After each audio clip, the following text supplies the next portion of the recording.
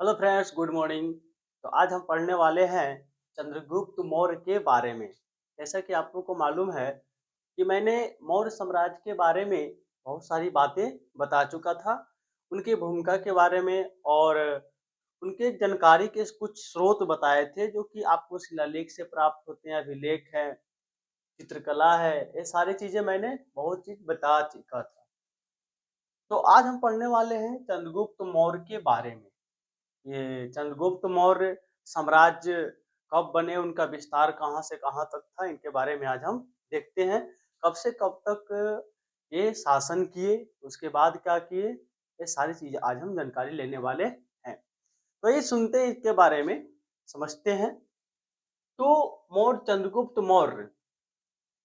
मौर्य ने मौर्य साम्राज्य की स्थापना किए थे। मौर्य साम्राज्य की स्थापना किए थे चंद्रगुप्त मौर्य ने। एक महान साम्राज्य था, महान तो नहीं कह सकते, लेकिन एक बहुत बड़ा साम्राज्य था। पहले नंद नंद नंद वंश का एक साम्राज्य था, ठीक है। और चंद्रगुप्त मौर्य ने नंद वंश को समाप्त करके, पराजित करके नंद वंश को एक नए वंश का स्थापना किए। वो वंश था मौर्य साम्राज्य, मौर्य वंश, जो कि बहुत बड़ी साम्राज्य बन के उभरी थी। तो ये सबसे पहले देखें कि चंद्रगुप्त मौर्य जो थे वो 200 322 बीसी से लेकर के 298 बीसी तक ये शासन किए थे। कौन? चंद्रगुप्त मौर्य। और मौर्य साम्राज्य की स्थापना देखे थे तो 322 बीसी से लेकर के 185 बीसी तक मौर्य साम्राज्य की ये पूरा कहानी है। 322 बीसी में स्थापना हुई, लेकिन 185 बीसी तक मौर्य साम्राज्य चला था। लेकिन चंद्रगुप्त मौर्य केवल 298 322 से लेकर 298 बीसी तक शासन किए। जैसा कि मैंने प्रमुख शासक के बारे में आज मैं बता रहा हूं, तो चंद्रगुप्त मौर्य और बिंदुसार और आपके अशोक हुए, है ना।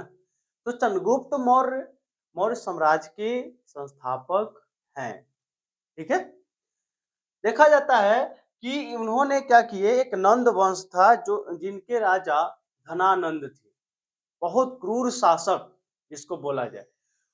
उनको समाप्त करके यानी कि पराजित करके एक नए साम्राज्य का स्थापना किए, वो है मौर्य साम्राज्य, जो कि बहुत शक्तिशाली है, बहुत शक्तिशाली है।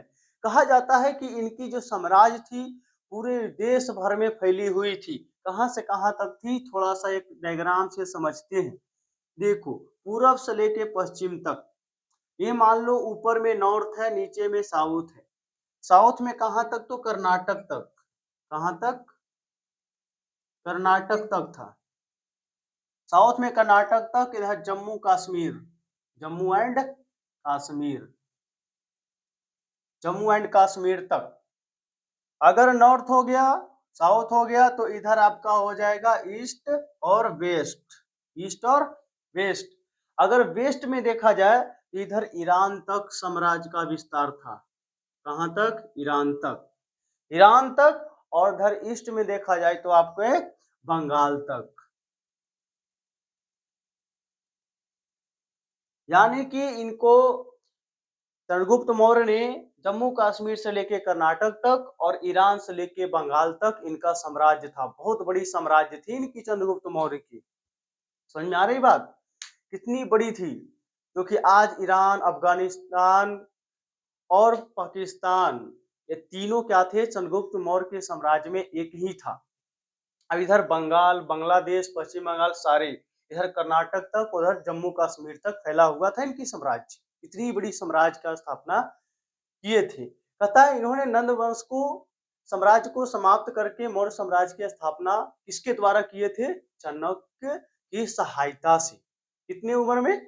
तो 25 वर्ष की आयु में इन्होंने मौर्य साम्राज्य की स्थापना की है। अगर पूछा जाए कि कितने वर्ष की आयु में, तो 25 वर्ष की आयु में इन्होंने मौर्य साम्राज्य की स्थापना की है।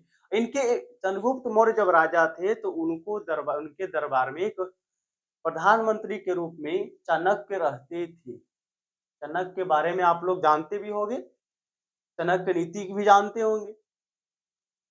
तो चाणक्य की सहायता से इन्होंने मौर्य साम्राज्य की स्थापना 25 वर्ष की आयु में किए थे। क्योंकि चाणक्य के बारे में भी मैं आगे विस्तार करूंगा क्योंकि मैंने पहले ही बता दिया था। क्योंकि हिस्ट्री एक ऐसा चीज है कि एक एक शब्द में एक एक कहानी छुपी रहती है। जैसे चाणक्य की बात है, चाणक्य के बारे में बताऊंगा कि धनानंद को किस तरह से पराजित करने के लिए षड्यंत्र रचे। चंद्रगुप्त मौर्य जो छोटा सा बच्चा को एक महान शासक की गद्दी पर ले आकर बैठा दिए, मगध के मगध का राजा बना दिए चंद्रगुप्त मौर्य को। इनके बारे में भी अच्छे तरीका से बताएंगे, कहाँ पढ़ाई किए थे, कहाँ पढ़ाए, किस तरीके से बना, सारे बातें चाणक्य के बारे में बताए थे। बस अभी इतनी सी जानकारी रखनी है कि चाणक्य की सहायता से मौर्य साम्राज्य की स्थापना हुआ था, क्योंकि 25 वर्ष की आयु में किए थे। चंद्रगुप्त मौर्य जिस समय स्थापना हुआ उस समय 25 वर्ष के ओनली थे, क्योंकि इन्होंने मौर्य साम्राज्य का विस्तार संपूर्ण भारत में किया था। संपूर्ण भारत में कहां से कहां तक, ईरान से लेकर के बंगाल तक, जम्मू कश्मीर से कर्नाटक तक किए थे। अगर आगे देखा जाए, चंद्रगुप्त मौर्य की पहचान सेंड्रोकोटस के रूप में विलियम जोन्स ने की थी। चंद्रगुप्त मौर्य तो चंद्रगुप्त मौर्य नाम है, लेकिन इनको विलियम जोन्स ने सेंड्रोकोटस के नाम से भी जानते थे, मतलब पहचान होती थी। जस्टिन और प्लूटार्क ने चंद्रगुप्त मौर्य की सेना के बारे में बोला कि इनकी जो सेना है वो 6 लाख सेना है। चंद्रगुप्त मौर्य की सेना 6 लाख है, ये किसने बताए थे? जस्टिन और प्लूटार्क ने। लेकिन इतना ही नहीं, जस्टिन ने एक और बात कही, मजेदार कही कि चंद्रगुप्त मौर्य की जो सेना है ना, वो एक डाकुओं का गिरोह है। डाकुओं का गिरोह है, यानी कि डाकुओं का गिरोह है। जस्टिन ने कहे कि जो चंद्रगुप्त मौर्य की सेना है वो डाकुओं का गिरोह है, और जस्टिन और प्लूटार्क दोनों कहे थे चंद्रगुप्त मौर्य की सेना 6 लाख की सेना है, क्योंकि तो सबसे बड़ी सेना थी इनके पास। और कहता है दक्षिण भारत के तमिलनाडु से 2 ग्रंथ मिले हैं। दक्षिण भारत के तमिलनाडु से 2 ग्रंथ मिले हैं, एक है अहनानूर और दूसरी है मुरनानूर से मौर्य साम्राज्य के बारे में भी जानकारी मिलती है। यानी कहा जाता है कि दक्षिण भारत के तमिलनाडु से 2 ग्रंथ मिले, अहनानूर और मुरनानूर।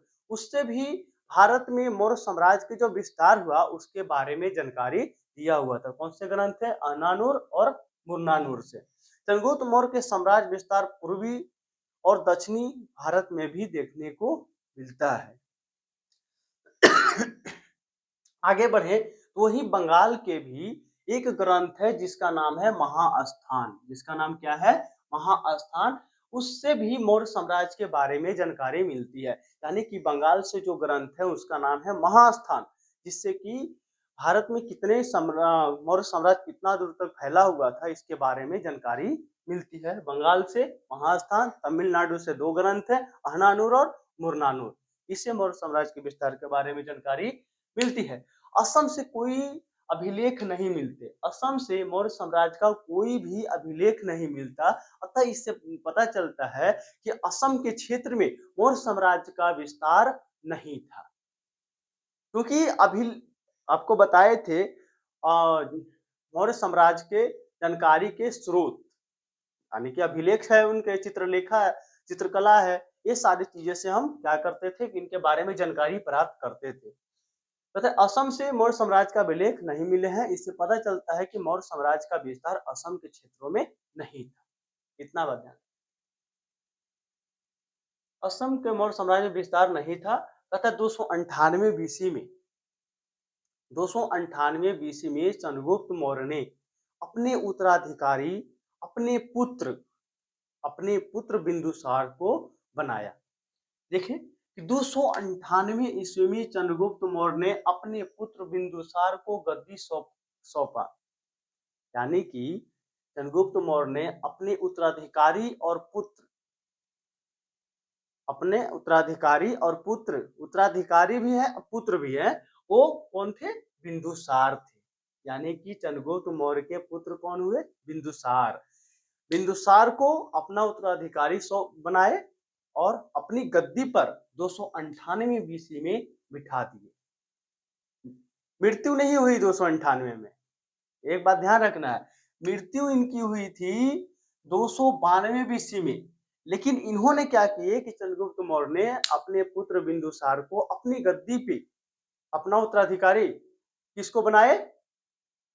बिंदुसार को, और गद्दी को त्याग कर वो भद्रबाहु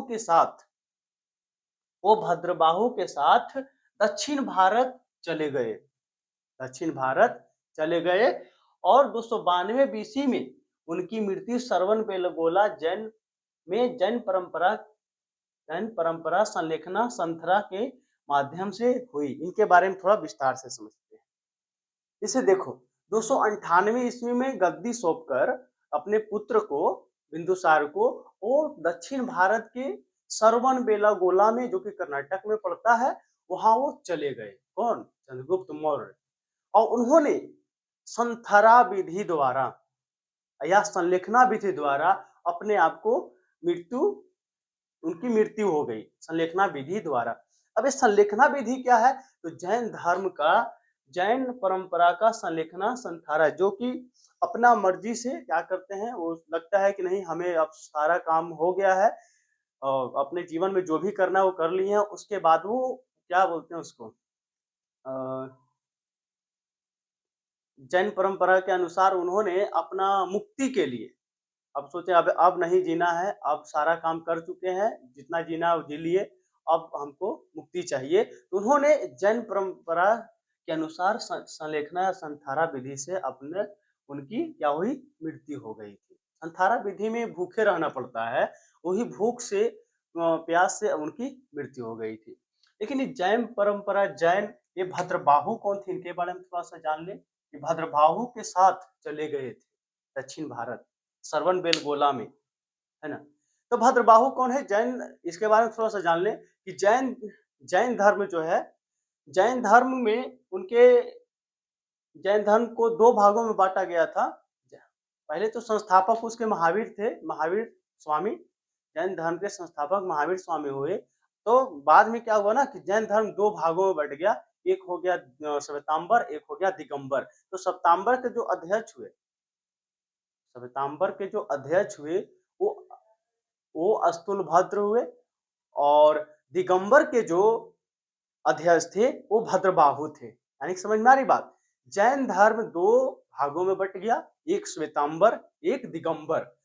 यानी कि श्वेतांबर के जो अनुयायी हुए, यानी कि अनुयायी कहने का मतलब जो अध्यक्ष हुए, वो थे अस्तुलभद्र, और भद्रबाहु जो है वो दिगंबर के अध्यक्ष थे। यानी कि दो संप्रदायों, यानी श्वेतांबर और दिगंबर में बढ़ गए, और दिगंबर के अध्यक्ष थे भद्रबाहु। वही भद्रबाहु के साथ गद्दी को सौंपकर चंद्रगुप्त मौर्य ने दक्षिण भारत चले गए थे, जो कि संथारा के माध्यम से मुक्ति पाने का एक साधन बोलो, माध्यम बोलो, संथारा था।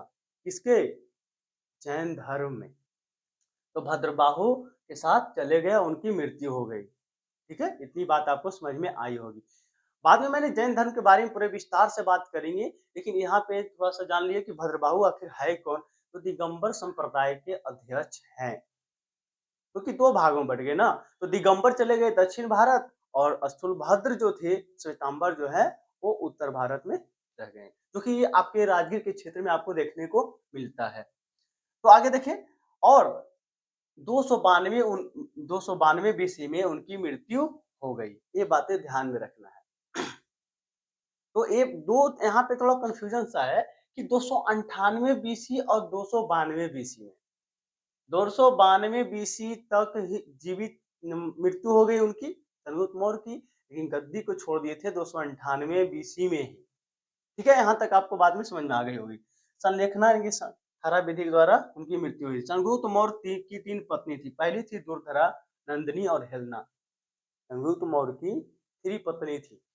कौन कौन? दुर्धरा, नंदिनी और हेलना। ठीक है, यहाँ तक बात समझ में आई। तो देखो, चंद्रगुप्त मौर्य ने सेल्यूकस निकेटर के बारे में आप लोग जानते होंगे, और नहीं तो आपको बता देंगे सारी बातें, क्योंकि हेलना कौन थी, इनके बारे में थोड़ा सा जानना है। दुर्धरा, नंदिनी और हेलना। हेलना किसकी पुत्री थी? थोड़ा सा बता देते हैं इनके बारे में भी। हेलना किसकी पुत्री थी? सिलेउकस निकेटर का।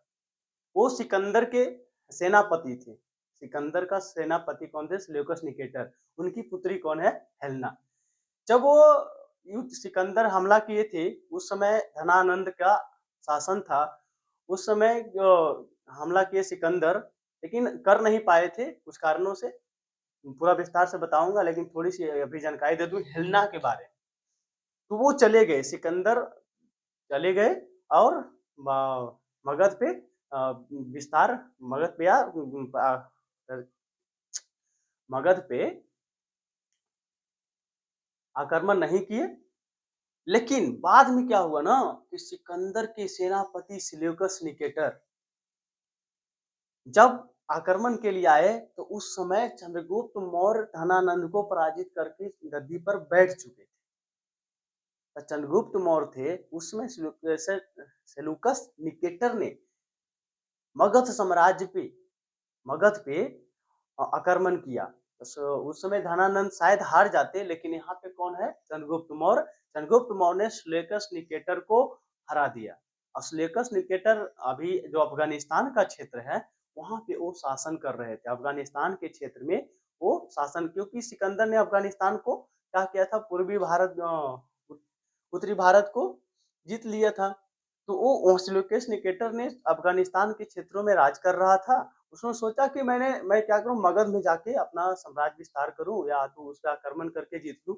शायद धनानंद रहते तो जीत भी लेते, लेकिन यहाँ पे उस समय क्या कौन थे? चंद्रगुप्त मौर्य थे। चंद्रगुप्त मौर्य ने सिलेउकस निकेटर को हराया भी, और साथ में क्या किया? उनकी पुत्री जो थी हेलना से विवाह भी कर लिए। और विवाह भी इतना ही नहीं, और अफगानिस्तान को भी अपने अंडर में ले आए।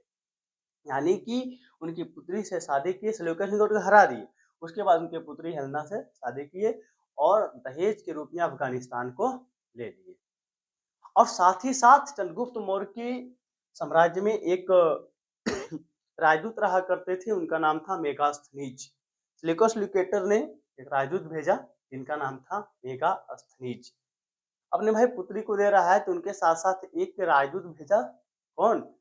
उस राजदूत का नाम है मेगास्थनीज, जिसकी पुस्तक है इंडिका, जो चंद्रगुप्त मौर्य के बारे में बहुत सारी जानकारी देती है।